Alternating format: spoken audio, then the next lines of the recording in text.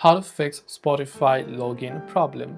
So if you're facing any type of login problem on Spotify, it could be quite simple to fix it.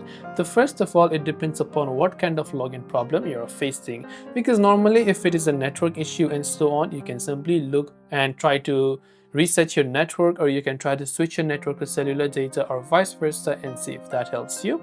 Second thing you can do is you can simply long press a Spotify app if you're using on Android, and when you do that, you can simply tap on this eye icon that says app info to come to your app info page. Now from here you can go to the option called storage usage, where you can select clear cache and clear the data of the app.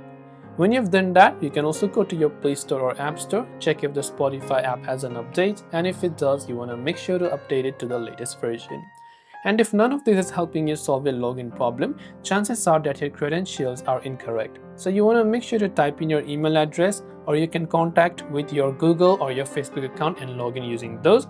But if you logged in using your email and password, you want to make sure that the password is correct. If you forgot your password, you can select the option called login without password, and once done, you should be able to log into Spotify.